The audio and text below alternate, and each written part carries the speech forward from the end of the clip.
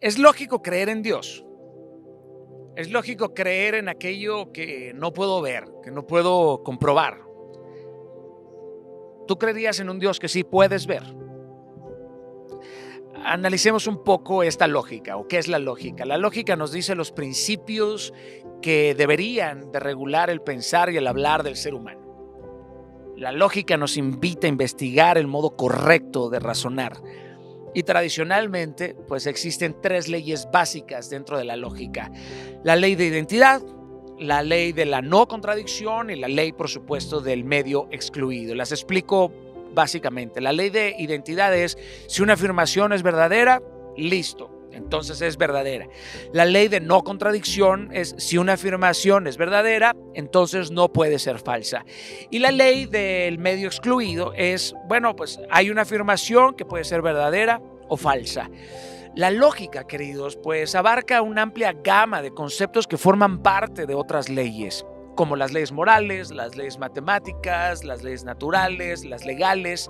Por ejemplo, las leyes morales y legales declaran lo que debe ser, lo que debería de ser. Expresan lo que una persona debe hacer, aunque no siempre sea así. O sea que sí se pueden romper.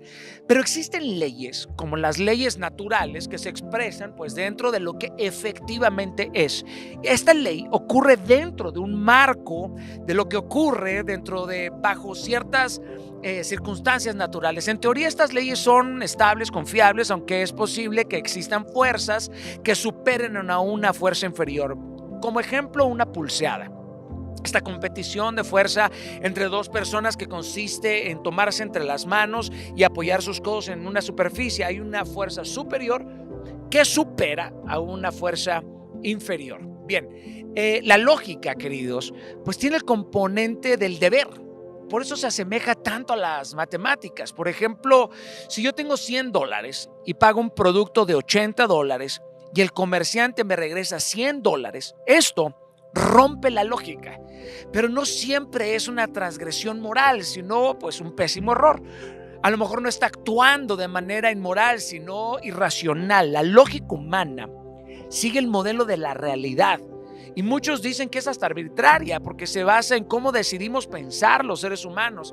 Esto sugiere que la lógica está basada en la cultura y no en una realidad objetiva, o sea que diferentes culturas podrían tener diferentes lógicas, pero eso no es del todo cierto. Es más, he escuchado personas que aseguran que la lógica es un invento occidental y que está enraizada en los hábitos culturales al azar. Creo que pensar de esa forma puede ser un error garrafal. Miren, yo estoy de acuerdo que personas de diferentes culturas quizás piensan diferentes sobre ciertos temas y parten de diferentes puntos de vista extremos, pero la profunda racionalidad que gobierna el pensamiento humano es exactamente la misma. Y voy a poner un ejemplo burdo en esta analogía. Una persona de una tribu indígena pues cuenta ovejas, y un esquimal que no sabe nada de ovejas pues cuenta focas. Ambos cuentan según los principios de las matemáticas. De la misma manera, el contenido del pensamiento indudablemente difiere en cada lugar, pero la racionalidad subyacente que está instalada en la creación humana termina por gobernar el pensamiento humano, independientemente de su cultura y, por supuesto, de sus tradiciones y de un montón de cosas más. Por eso no es ilógico pensar en Dios. Yo creo que Dios ha implantado la lógica en la estructura de nuestro mundo físico y, por supuesto, la del mundo espiritual. De hecho, la lógica muestra y refleja la profunda racionalidad que caracteriza a Dios en toda su obra. Hay intencionalidad en ella. El espacio entre lo finito y lo eterno es un lugar que a lo mejor pierde la lógica, pero de todos modos ahí también está el poder de las matemáticas para hacer su trabajo. O sea, lo infinito no cabe en lo finito.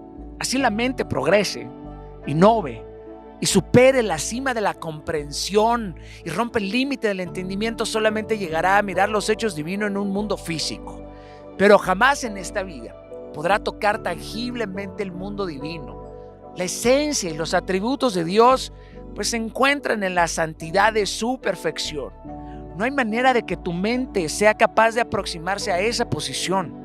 Pero la pregunta bonita es: ¿cómo puede el hombre, habiendo sido creado, comprender la realidad de la esencia pura de su creador?